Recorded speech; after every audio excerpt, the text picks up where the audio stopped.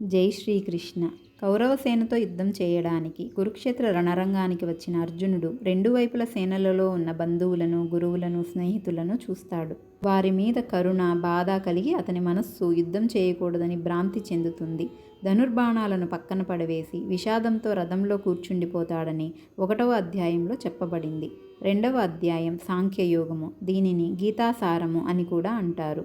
భగవద్గీతలోని 18 అధ్యాయములలో ఎక్కువ శ్లోకాలు అంటే 72 శ్లోకాలు ఈ అధ్యాయంలోనే ఉన్నాయి. అర్జునుడు తన వాళ్లతో యుద్ధం చేయలేనని మనసు కృంగిన వాడై మార్గదర్శిగా తనకు గురూపదేశం చేయమని శ్రీకృష్ణుని కోరడం, అర్జునుని శిష్యునిగా చేసుకున్న శ్రీకృష్ణుడు ఆత్మను గురించిన వివరణ, పునర్జన్మ విధానము, స్థితప్రజ్ఞుల లక్షణాలు, నిష్కామకర్మ సిద్ధాంతము అర్జునుడికి వివరిస్తారు. అర్జునుడు కళ్ళ నిండా కన్నీరుతో విషాదంగా ఉన్నాడని ధృతరాష్ట్రునికి అతని మంత్రి, సలహాదారు అయిన సంజయుడు అతని గురువు వ్యాస మహర్షి అనుగ్రహంతో కురుక్షేత్రంలో జరుగుతున్నదంతా వివరిస్తున్న శ్లోకంతో ఈ అధ్యాయం మొదలవుతుంది. బంధువులతో యుద్ధం చేయలేనని దుఃఖంలో ఉన్న అర్జునునితో శ్రీకృష్ణుడు, అపకీర్తిని కలిగించే కల్మషాలకు నీవు లొంగవద్దు.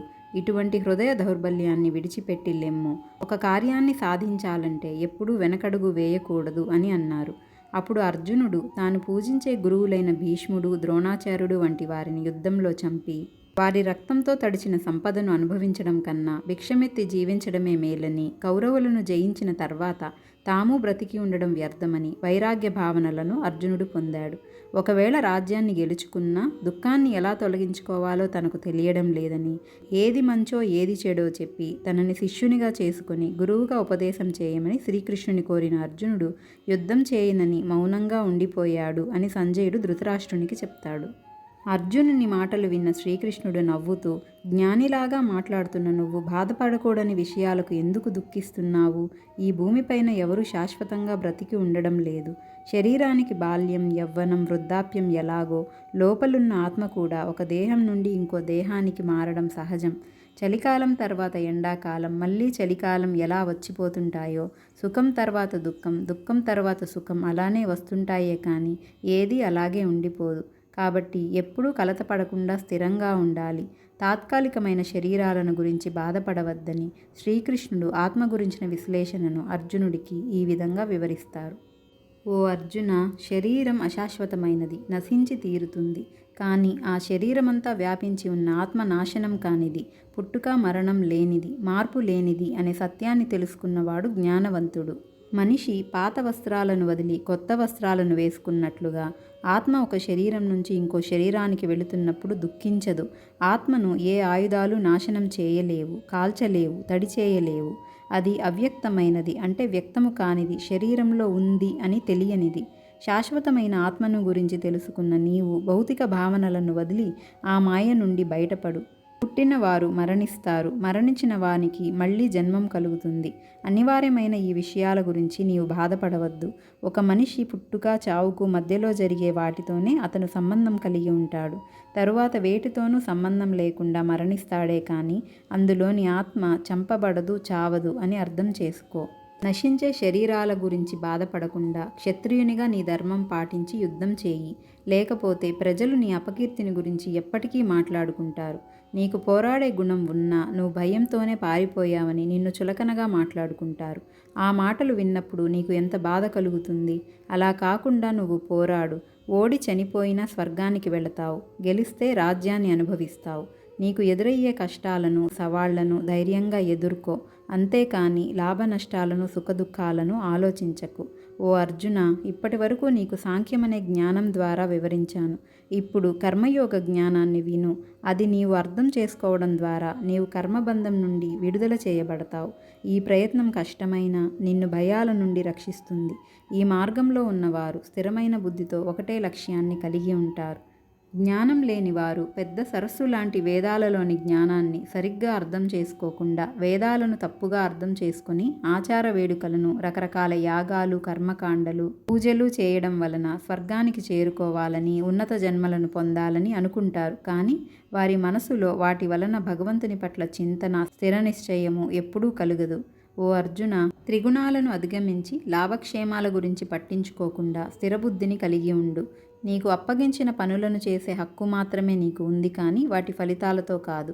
కర్మఫలాలను అనుభవించాలనుకునేవారు అల్పులు. ఆ కర్మలను దూరం చేసుకోవాలంటే జ్ఞానం పొంది శరణు కోరు. ఈ జన్మలోనే మంచి మరియు చెడు ఫలాలను పోగొట్టుకునే యోగాన్ని ప్రయత్నిస్తే జనన మరణ చక్రం నుండి నీవు విముక్తి పొందుతావు. నీ బుద్ధి మోహమనే మాలిన్యాలను ఎప్పుడు దాటుతుందో, దేనికి కలవరపడకుండా స్థిరంగా నీవు ఉంటావో, అప్పుడు నీవు నిశ్చలంగా భగవంతుడిలో లీనమయ్యే యోగాన్ని సాధిస్తావు అని శ్రీకృష్ణుడు అన్నారు. అది విన్న అర్జునుడు శ్రీకృష్ణుడిని ఇలా అడుగుతున్నారు.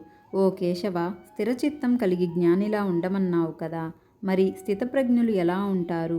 ఏమి మాట్లాడతారు? వారి భాష, నడవడిక ఎలా ఉంటాయో నాకు చెప్పండి అని అడిగారు. ఈ శ్లోకం ద్వారా అర్జునుడు శ్రీకృష్ణుని మాటలు వింటూ యుద్ధం చేయకూడదన్న విషాదం నుంచి నెమ్మదిగా బయటకు వస్తున్నారని మనకు తెలుస్తుంది.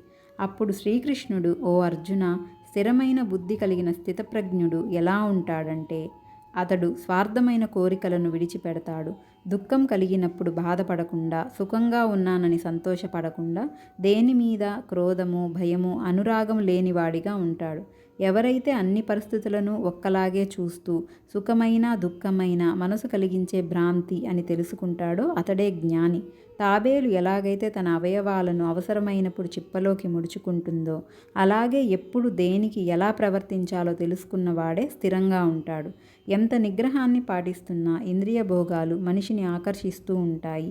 ఎలాంటి వారి మనసునైనా అవి మాయ చేయాలని చూస్తూ ఉంటాయి.